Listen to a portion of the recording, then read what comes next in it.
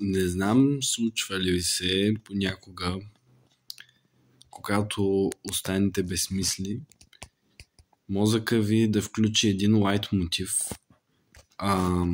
който обикновено е някакво определено повтарящо се изречение.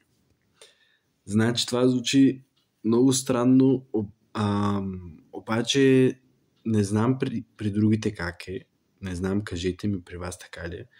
Обаче при мен много често се случва, почти всеки ден, както си правя нещо и мозъка ми остава празен, но понеже в него не може да няма мисли, веднага той казва някакво изречение,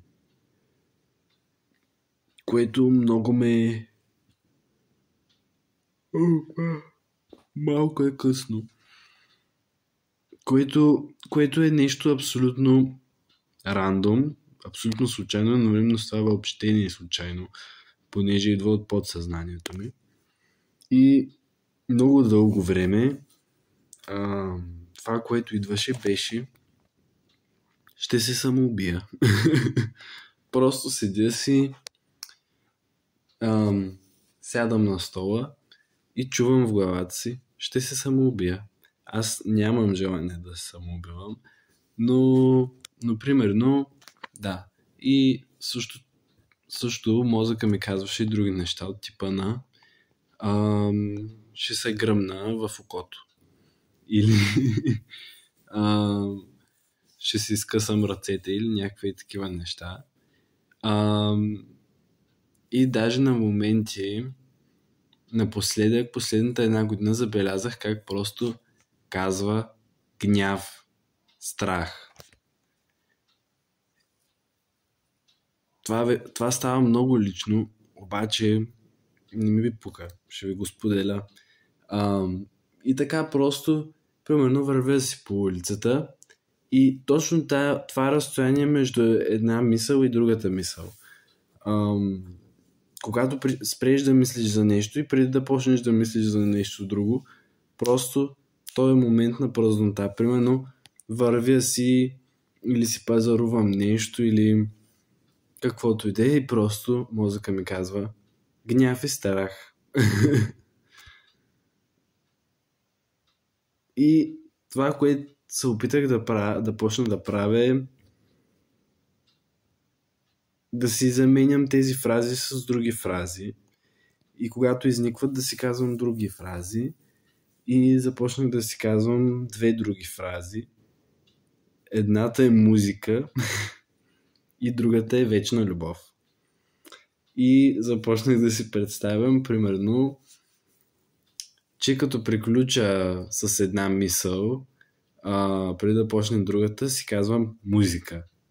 Сякаш сега ще почне да свири някаква музика, нали? Както в филмите или в шоутата някой казва музика. Примерно Николаус Цицеридис казва музика и Перея започва да пее. И почва там оркестъра да свири. Даже в шоуто на Слави беше така.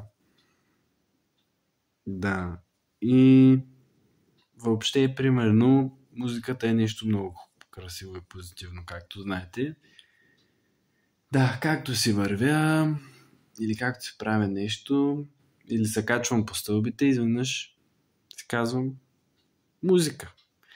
Или си казвам вечна любов. И ми стана така по-позитивно, как да кажа. Когато това е все едно режима, в който съзнанието се връща към изходна позиция. Нали, като танцуваш или правиш йога или играеш боен спорт и ти влизаш в разни позиции, танцуваш, играеш и се връщаш в изходна позиция. Да, или като играеш шах и после нареждаш фигурите обратно, нали? Рестартираш. Да, точно това исках да кажа. Звука от рестартирането на мозъка.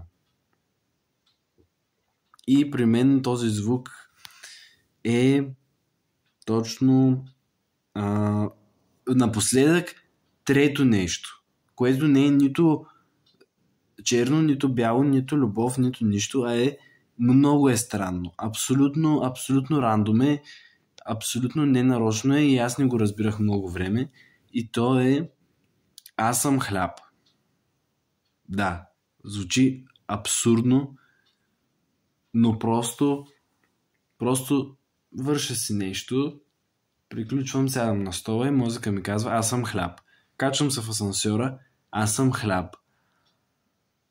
Опитах се да разгадая какво значи това. Символиката на хляба е, нали, на човешката плът. Едва ли не си припомням, че аз съм нещо тленно. Все едно като мементо мори, нали? Помни, че си смъртен, това латинското. Обаче не знам, може да не означава това.